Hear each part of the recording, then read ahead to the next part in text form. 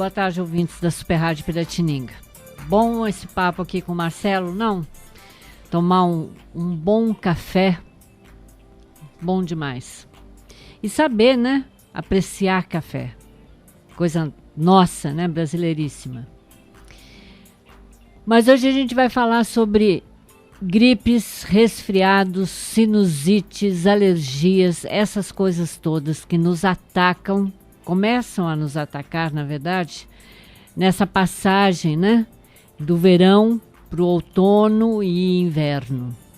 Não sei se vocês já estão reparando, mas apesar de ainda estar muito quente, mas a gente já começa a ter uns sinais de gripe, de resfriado, né? A gente espirra pela manhã ou espirra no final da tarde. O corpo da gente já sente pequenas variações de temperatura, que é, por exemplo, ontem estava um dia super quente e aí, de repente, no finalzinho da tarde começou a soprar um vento. Esse vento, né, em contato com o calor que a gente estava, sei lá, dentro do carro, por exemplo, já é suficiente para provocar um espirro. E, como sempre, quem vai me assessorar aqui, né, de mão cheia, é a Sônia Hirsch, que é aquela jornalista que trabalha com saúde e nutrição e que é muito, muito craque nesses assuntos, porque ela tem uma experiência visceral, vivida, né? E vem já há muito tempo trabalhando nessa área de saúde. Ela fala o seguinte: o primeiro espirro chega de repente. Alguma coisa irritou o nariz. É assim mesmo que a gente sente, né? Ou bateu frio. Ou se agasalhou demais e sentiu calor. A boca abriu e espirrou com toda a força dos pulmões. Atchim!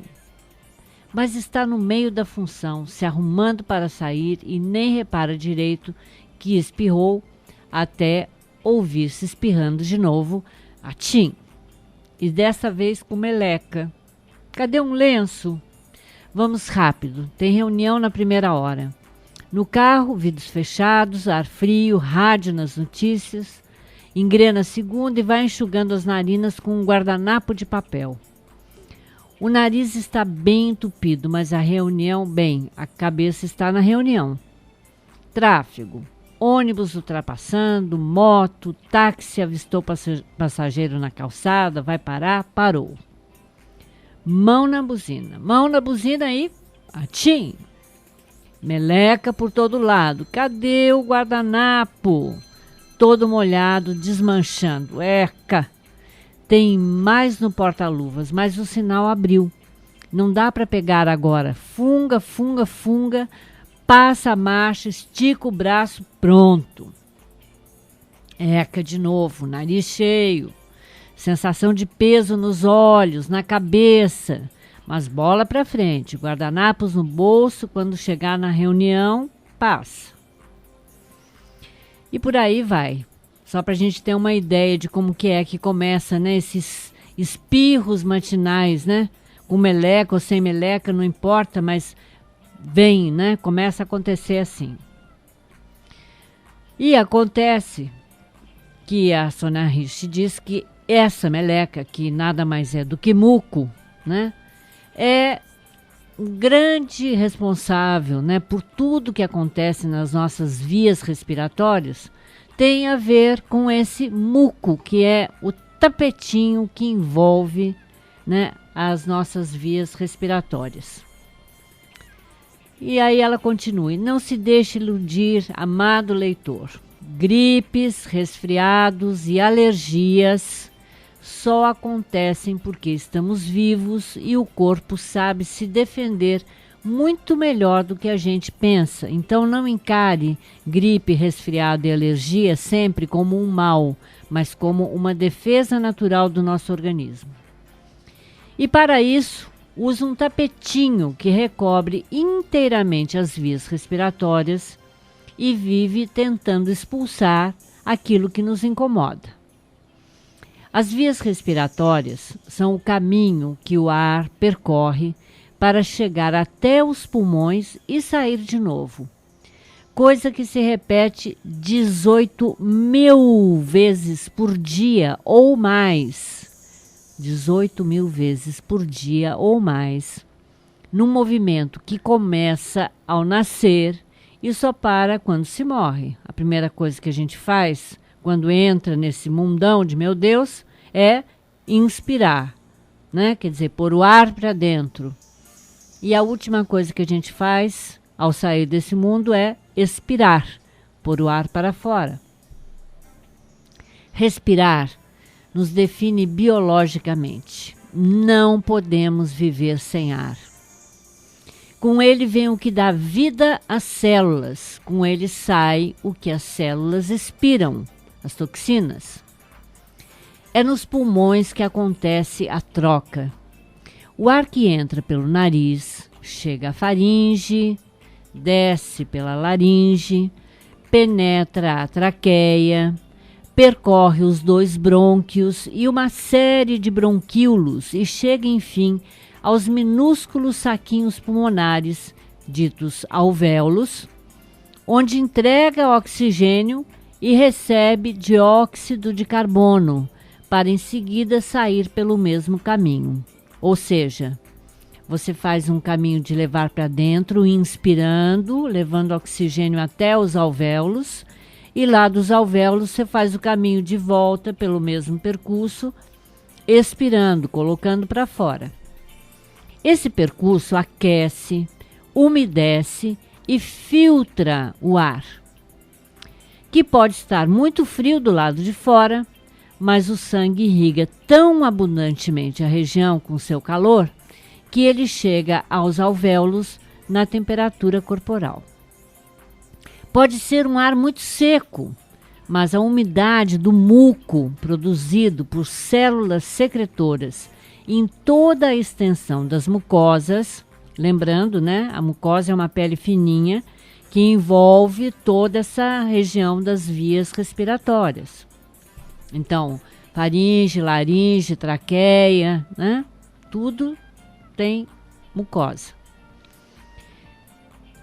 Então, pode ser um ar muito seco, mas a umidade do muco produzido por células secretoras em toda a extensão das mucosas vai fazer com que ele chegue à superfície dos alvéolos saturado de vapor de água.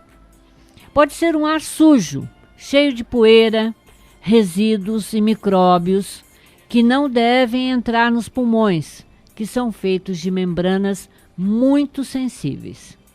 E o que acontece? O ar chega aos pulmões filtrado graças a um tapetinho, o epitélio respiratório, tecido que reveste internamente todo o caminho e é quentinho, úmido e cheio de minúsculos cílios, cílios como esses cílios que nós temos nos olhos. O muco, viscoso e grudento, prende as partículas intrusas, enquanto os cílios produzem um movimento ondulatório que tem o efeito de empurrar o muco para a saída, ou seja, até o nariz, de onde ele normalmente vai sendo engolido à medida que chega à faringe. Durante o dia, os cílios lutam contra a gravidade para fazer o muco subir até a garganta, mas à noite, quando estamos deitados, o movimento é mais fácil. O muco vai então para o estômago, onde será dissolvido pelo suco gástrico. Mas isso, evidentemente, se houver suco gástrico suficiente e se a quantidade de muco engolido for razoável. Na falta de um e no excesso do outro, ou seja, na falta do suco gástrico e no excesso do muco, o muco fica parado no estômago e a vítima, qualquer um de nós, quando acorda se sente mal. Já aconteceu isso com você? Acordar de manhã cedo se sentindo mal, com desconforto?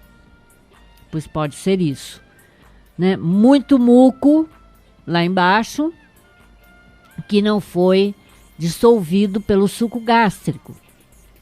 Por isso, a gente tem necessidade de comer alguma coisa que provoque acidez para dissolver o muco ou beber um líquido quente que empurre o muco para os intestinos, certo?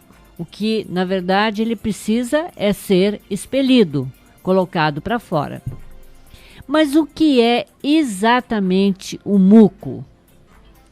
A princípio, é apenas um fluido viscoso composto de água, células epiteliais vindas da própria mucosa, leucócitos usados, que são nossos agentes de defesa do organismo, sais inorgânicos e mucina, ou mucoproteína, uma combinação de aminoácidos tipicamente encontrada na clara de ovo, na saliva, em cartilagens e no líquido sinovial que lubrifica juntas e tendões.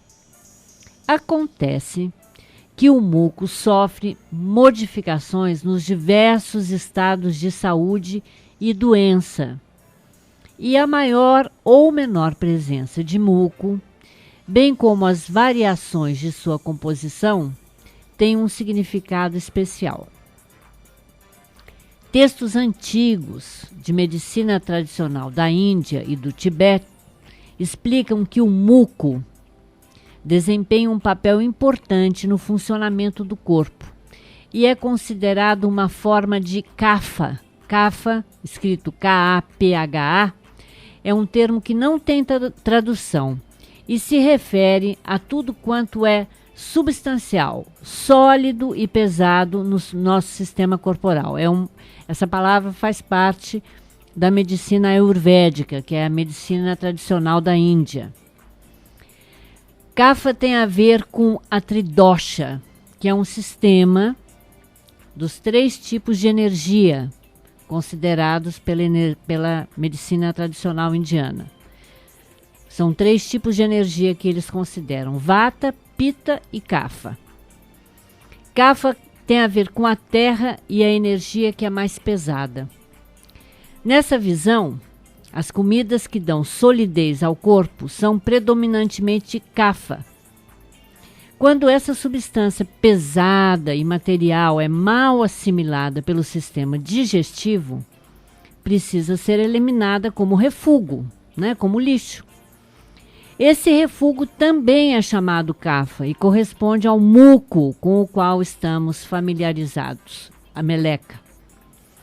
Faz sentido, portanto, esperar que quando a comida é de má qualidade, ou seja, quando uma grande porção dela não tem valor nutricional e precisa ser descartada, a produção de muco aumenta. Estão vendo a importância da gente saber bem o que está comendo, nessa época do ano principalmente, para não gerar ainda mais muco? Embora do ponto de vista da pesquisa médica ocidental isso possa soar bizarro, da perspectiva da fisiologia oriental é apenas questão de bom senso. Alimentos fracos e má digestão juntos vão comprometer a capacidade da pessoa em usar a comida para obter energia e construir tecidos. E dessa forma, vão criar um fluxo de muco maior. É fundamental remover esse muco. Se o muco ficar grosso ou viscoso demais, vai secar com facilidade, grudar na membrana mucosa, criar crostas lá dentro, gente, vão imaginando isso, e virar um ninho acolhedor para os mais diversos hóspedes. Nem sempre serão bons hóspedes. Mas se ficar muito líquido, escorrendo, com baixa viscosidade, os cílios não vão ter como movê-lo e ele também não será capaz de agarrar impurezas e micróbios. Enquanto o nariz pinga água ou não respira, as mucosas estarão desprotegidas e sujeitas a inflamação e infecção pelos mais diversos tipos de micróbios. Essa possibilidade de variação do muco respiratório tem muito a ver com alimentação. e se explica pelo fato que o muco é não somente uma secreção, mas também uma excreção. A diferença entre elas é que secreção é algo que o corpo fabrica porque é necessário. Então tem uma parte do nosso muco que é o próprio corpo que fabrica e é necessário, é normal. Enquanto a excreção, ao contrário, é algo de que estamos querendo nos livrar. E daí, o resfriado, a tosse e a gripe, assim, são também uma válvula de escape para excreção, para a gente pôr para fora quando outras funções excretórias do corpo falham ou estão sobrecarregadas. Pulmões, pele, rins, intestinos e menstruação deveriam dar conta de eliminar todos os resíduos do corpo, mas muitas vezes fica dentro o que era para estar fora. Por exemplo, quando se usam coisas como desodorante antiperspirante, que impede a eliminação de toxinas pelo suor, ou quando o intestino fica preso vários dias, isto é, o lixo mais denso não sai. São duas formas, né, normais que a gente teria de pôr para fora e que fica impedindo, ou pela prisão de ventre, ou por esse desodorante antitranspirante que não põe para fora. Então, esse excesso vai ter que encontrar um jeito de sair, certo? O resultado vai do mau hálito até o tsunami do muco. Esse muco agride as vias respiratórias. Daí é natural que aconteçam irritação, inflamação e infecção, que chamamos de resfriado, alergia e gripe. Entenderam como é que a coisa começa? Entenderam como é que tudo tem a ver com a nossa nutrição, com a maneira como a gente se alimenta? E a gente vai continuar conversando aqui com vocês a respeito dessas questões de gripe, resfriado e sinusites e rinites, né, que são alergias, porque eu tenho visto muita gente com alergias, né? E é possível a gente cuidar delas e livrar-se delas. E com isso, manter a imunidade e a proteção do nosso corpo elevada nesse período do ano, onde a nossa energia fica mesmo mais recolhida, porque é diferente, é uma época que resfria, então nós precisamos estar atentos a outros fatores do nosso corpo, a outra qualidade de nutrição. Você ouviu Diversidade. Aqui você faz diferença.